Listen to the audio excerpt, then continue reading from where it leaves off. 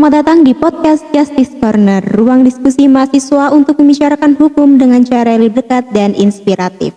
Bersama saya, Eva Maratus Solihah, kita akan menemani kalian dalam obrolan seputar dunia hukum pidana dari sudut pandang mahasiswa. Pada episode kali ini, kita akan berkenalan lebih jauh nih dengan Himpunan Mahasiswa Konsentrasi Peradilan Pidana. Di sini juga kita akan membahas tentang apa sih HMK Peradilan Pidana itu, bagaimana peran serta program-program yang dijalankan, dan kenapa organisasi ini penting di kalangan mahasiswa. So, tetap bersama kami karena obrolan ini pasti bakal menambah wawasan baru tentang bagaimana mahasiswa hukum. Dan pastinya ngobrol soal organisasi nggak akan lengkap tanpa langsung ngobrol bersama yang memimpin. Hari ini kita sudah kedatangan narasumber yang sangat spesial, yaitu Ketua Umum Himpunan Mahasiswa Konsentrasi Peradilan Pidana. Halo Kak Bagas. Halo Kak Eva. Beliau saat ini telah mengemban amanah untuk membawa HMK Peradilan Pidana menjadi lebih progresif. Terima kasih sudah hadir di podcast hari ini. Bagaimana kabarnya hari ini? Alhamdulillah, kabar hari ini baik sekali. Dan terima kasih sudah diundang di acara podcast Justice Corner ini. Kalau boleh tahu hari ini lagi aktif apa nih? Kalau hari ini memang kita ada di semester 7 ya, jadi kegiatan-kegiatannya itu adalah kegiatan-kegiatan semester tua. Kita mempersiapkan persiapan magang, terkhusus saya pribadi karena saya tidak mengikuti program-program lain, hanya mengikuti program magang dan KKN di penghujung tahun ini gitu. Oke, mungkin kita bisa langsung ngobrol aja nih ya tentang HMK Peradilan Pidana. Mungkin banyak yang masih penasaran sebenarnya apa sih HMK itu, dan bisa diceritain ke kita nih Kak, HMK ini tuh organisasi apa dan fokusnya di bidang apa? Ya, kalau yang menjadi pertanyaan adalah terkait dengan HMK. Sebelum saya masuk pada HMK Peradilan Pidana, saya terlebih dahulu ingin menjelaskan apa yang dimaksud dengan HMK itu sendiri ya. HMK itu sendiri kan sebagai sejatinya merupakan suatu singkatan dari Himpunan Mahasiswa Konsentrasi. Karena di Fakultas Hukum Universitas Trunojoyo Madura itu sendiri terdapat 3 konsentrasi, yaitu konsentrasi pidana, konsentrasi pemerintahan, dan konsentrasi bisnis atau perdata. Itu sehingga HMK itu sendiri, HMK itu sendiri hadir sebagai wadah bagi mahasiswa, khususnya mahasiswa konsentrasi yang kemungkinan berada di semester 3 ke atas, sehingga mereka sudah menentukan konsentrasi apakah yang sekiranya cocok dengan jati diri mereka itu sendiri. Kemudian untuk pertanyaan berikutnya terkait dengan HMK Peradilan Pidana itu sendiri, mengingat bahwa yang saya jelaskan tadi terdapat 3 jenis konsentrasi, salah satunya adalah konsentrasi pidana, maka HMK pidana itu pun sendiri hadir sebenarnya menjadi salah satu pelopor dari Himpunan Mahasiswa Konsentrasi yang ada di Fakultas Hukum Universitas Trunojoyo Madura, yang mana sebenarnya berdasarkan nama itu kita HMK Peradilan Pidana, tapi sebenarnya fokus kita tidak hanya pada proses peradilan, karena apabila kita membahas mengenai hukum pidana itu kan terdapat hukum pidana formil dan hukum pidana material, sehingga fokus kita dari HMK Peradilan Pidana itu sendiri membahas mengenai bagaimanakah hukum material, bagaimanakah hukum formil, dan bagaimanakah penerapan hukum, dan sekiranya bagaimanakah perumusan hukum yang baik untuk diadopsi bagi ketentuan hukum pidana nasional itu sendiri gitu. Oke, jadi jelas ya HMK ini nggak cuma sekedar organisasi, namun juga punya peran dan spesifik di konsentrasi pidana. Nah, kalau kita sudah kenal dengan HMK Peradilan Pidana, kita bisa lanjut bahas ke visi misinya, karena kan setiap organisasi pasti punya arah dan tujuan. Nah, kalau HMK sendiri apa sih visi dan misi utamanya? Kira-kira bagaimana cara HMK mewujudkan itu dalam aktivitas? Ya, sebenarnya karena kita ini bernaung di bawah lingkup akademis ya. Apabila kita yang ditanyakan adalah visi dan misi, tentu pengembangan terhadap nilai-nilai moral akademis dan pengembangan bagaimanakah kita dalam mencetak suatu akademisi maupun praktisi hukum itu menjadi suatu praktisi dan akademisi yang berkompeten di kekhususan pidana itu sendiri gitu. Jadi kalau memang terkait dengan visi detailnya mungkin ada dalam ketentuan ADART kita, tapi saya perlu jelaskan bahwa visi dan misi yang tentu akan menjadi suatu tujuan utama kami adalah membangun adanya akademisi maupun praktisi hukum yang berkompeten di bidang hukum pidana itu sendiri. Karena lebih lanjut dalam program-program yang akan kami jelaskan mungkin dalam pertanyaan-pertanyaan berikutnya itu, kami juga akan mampu mengakomodir bagaimanakah peran anggota HMK Pradilian Pidana itu bisa menikmati atau bisa mendapatkan ilmu-ilmu yang bermanfaat sehingga menambah pengetahuan mereka dalam terhadap suatu hukum pidana itu sendiri. Jadi menarik banget ya, ternyata ada pandangan jauh ke depan di balik HMK ini. Ya. Tapi kan visi misi masih bakal kerasa kalau udah diwujudkan melalui program-program yang nyata. Ya. Ngomongin visi misi kan nggak lengkap kalau Ya. bahas program. Kira-kira HMK punya program unggulan apa aja? Dan ada nggak sih program yang menurut kakak paling berkesan atau paling ditunggu-tunggu nih? Oke. Membicarakan soal program, kita tidak bisa memungkiri bahwa program itu kan memang ada yang memang disponsori oleh pihak fakultas dan ada yang kita inisiasi sendiri. Kalau memang program-program yang sudah dipercayai fakultas kepada kita untuk didanai, sebenarnya kita terdiri dari 3 program utama, yaitu program seminar nasional yang kemungkinan akan diadakan di tanggal 1 Oktober 2025. Kemudian yang kedua adalah program penulisan jurnal atau artikel yang kemudian dari beberapa perwakilan kami itu mempublikasi jurnal-jurnal yang memuat isu-isu hukum yang tentu menarik dan menjadi suatu urgensi bagi keberlangsungan hukum pidana Indonesia itu sendiri. Dan yang ketiga adalah ya ini salah satu program yang didanai oleh Fakultas Hukum adalah program podcast ini. Sehingga terhadap 3 program ini sebenarnya menjadi suatu program yang sangat kita upayakan untuk diselesaikan, karena di sisi lain kita tidak bisa memungkiri bahwa harus dipertanggungjawabkan, tapi di sisi lain juga memang program-program tersebut memiliki manfaat dan dampak yang baik bagi kalangan mahasiswa, tidak hanya terbatas pada HMK Pradilian Pidana, namun mahasiswa Fakultas Hukum di Universitas Trunojoyo Madura. Namun ada program-program yang sekiranya kita inisiasi sendiri, yaitu program web. Kita sudah ada web dari HMK Pradilian Pidana. Kemudian yang berikutnya adalah program kunjungan kelembagaan yang kemungkinan akan dilaksanakan di tanggal 24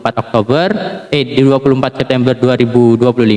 Nanti kita dalam menjalankan program tersebut kita akan selainnya kunjungan lembaga, bagaimanakah kita mengeksplor mengenai pengetahuan-pengetahuan terhadap lembaga tersebut, karena tujuan dari kunjungan kita adalah salah satunya ke Polda Jatim khusus pada laboratorium forensik, karena bagaimanapun tidaknya laboratorium forensik itu memiliki peran yang cukup penting dalam hal pembuktian pidana, terkhusus pada acara peradilan pidana itu sendiri.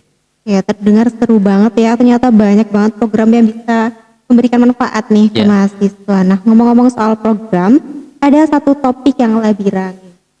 Ya. Mohon maaf, ada satu topik yang lagi hangat-hangatnya tentang perubahan nama himpunan. Boleh nggak sih Kak kita bahas di sini? Oke, sebenarnya kalau soal resminya akan diganti seperti apa itu sebenarnya masih rahasia, karena kemungkinan kita akan launching di tanggal 1 Oktober bertepatan dengan acara seminar nasional itu sendiri. Namun terkait dengan program perubahan nama, terkhusus perubahan identitas, sebenarnya tidak hanya terbatas pada nama, terkhusus juga pada logo dari HMK Pradilian Pidana. Kami selaku Ketua Umum membenarkan hal tersebut karena kita masuk dalam periode perumusan perubahan dari nama dan logo itu sendiri. Kita sudah ada tim, kalau saya tidak salah tim 14 dari perwakilan teman-teman anggota HMK Pradilian Pidana itu sendiri telah merumuskan dan memberikan salah satu sumbangsi idenya terkait dengan apa sih sekiranya yang tepat untuk menjadi nama terbaru dari HMK Pradilian Pidana.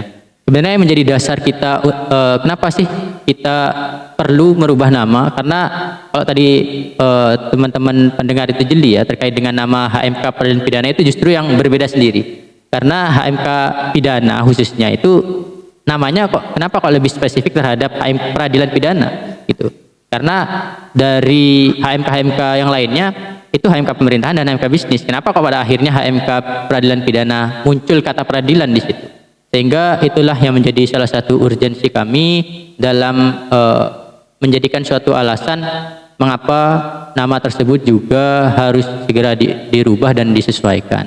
Jadi kemungkinan terkait launching nama dan logo tidak bisa kami spill di sini karena kemungkinan ini akan tayang sebelum tanggal 1 Oktober tahun 2025, sehingga kami bisa memberikan suatu surprise mungkin gitu ya Kak ya di acara seminar itu, sehingga bisa membantu teman-teman itu tertarik untuk memeriahkan acara seminar itu sendiri. Itu. Satu lagi tambahan, sebenarnya kita ini sekarang masuk dalam tahap-tahap open recruitment yang kedua. Entah apakah setelah podcast ini ditayangkan, kemudian pendaftaran itu ditutup atau tidak. Tapi saya menjelaskan bahwa kita ada oprek kedua guna menambah sumber daya manusia yang ada di HMK Peradilan Pidana, guna bagaimana menciptakan seminar itu, karena seminarnya dalam bentuk nasional, kita tidak ragu-ragu untuk mempersiapkan dengan sebaik mungkin, sehingga oprek itu kita adakan guna menambah sumber daya manusia yang ada gitu. Jadi saya harap mungkin saja setelah podcast ini tayang mungkin sudah ditutup, tapi saya ingin menyatakan bahwa kita memang sedang mempersiapkan suatu seminar yang menjadi puncak dari segala program kerja yang ada di periode tahun 2025 itu sendiri. Itu. Oke, kalau sampai ada rencana perubahan nama, berarti eksistensi HMK ini tuh penting banget ya. Ya. Menurut kakak sendiri, kenapa sih mahasiswa konsentrasi pidana itu perlu punya himpunan khusus? Kayak apa yang membedakan dengan himpunan yang lain? Ya, sebenarnya kalau kita lihat dari organisasi mahasiswa di Fakultas Hukum Universitas Sriwijaya Madura itu sendiri kan, sebenarnya kalau tidak salah terdiri dari 13, termasuk BEM dan DPM. Nah, mengapa kami anggap perlu, menurut pendapat saya pribadi, bahwa himpunan mahasiswa konsentrasi itu menjadi wadah bagi mahasiswa yang khusus konsentrasinya saja. Kalau memang dari organisasi-organisasi lain yang ada di lingkup Fakultas Hukum, itu kan memang sudah membidangi bidang khusus, misal kayak Kompas membidangi sidang peradilan semu, kemudian Perdiskum, riset dan sebagainya. Kalau kita memang fokus kajiannya tetap pada bagian-bagian yang terkhusus pada konsentrasi-konsentrasi bidang ilmu hukum itu sendiri.